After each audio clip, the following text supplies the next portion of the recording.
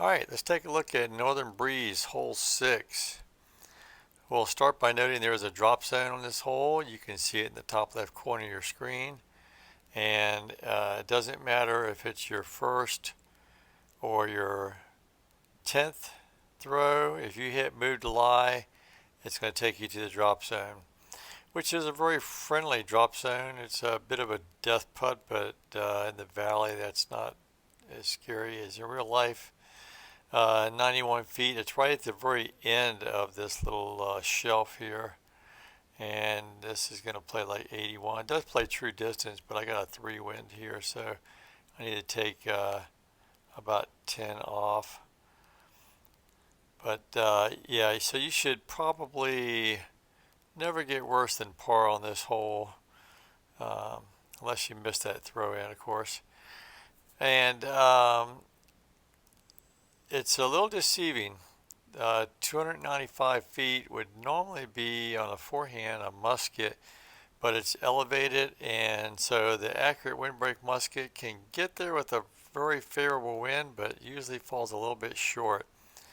I'll try it with this wind even and see. We might get close. Yeah, see, it just falls a little bit short because of the difference in elevation. So there's a couple discs that work, and if you don't have these, you'll have to figure out which one's your equivalent. The Accurate Glide Sapphire will work with a good left to right wind, helping wind, and it's even an ace run with that wind, or a good tailwind out of the right, same thing. Uh, but the glide roll rive or something along that is what you're going to need with this sort of adverse wind. I've got a 3 wind out of the right and a headwind. So I'm going to take the glide roll rive. I'm going to move up until I'm the same height as the top of that tree, and then I'm going to move halfway over. And that's a good aim point right there. And then you're still going to need a little bit of help with this. Probably with this wind, you're going to need probably a little bit more than a disc worth of hyzer. And that should get us there. And there's all kinds of nice stuff to crash into here. You got a nice backstop, and if it stands up and rolls, there's one gap right here. It can roll off the little shelf, but there's these rocks here. There's a rock there, so another gap. Um, so I'm not going to say it can't roll off, but as long as you get past the basket and there's this tree, there's usually something that's going to stop it from rolling off of this shelf.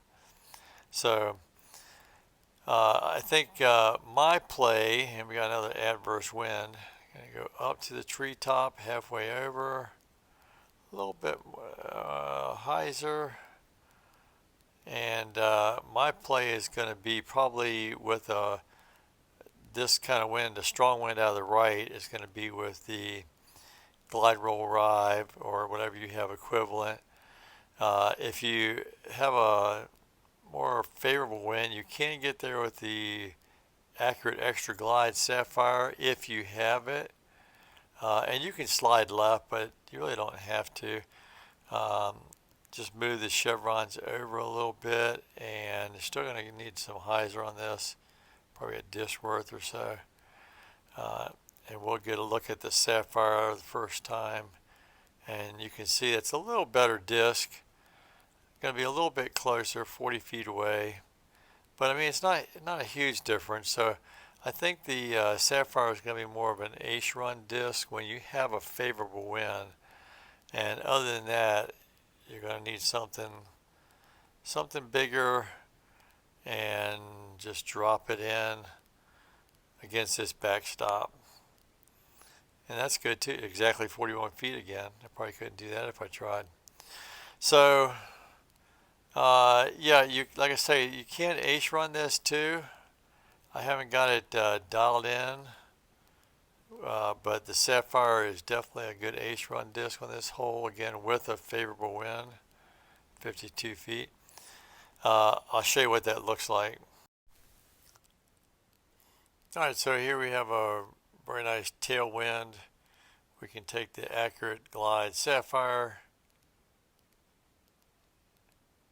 And I saw this on the first day, the potential, and yeah, it's a very nice distance and shape for the Ace Run.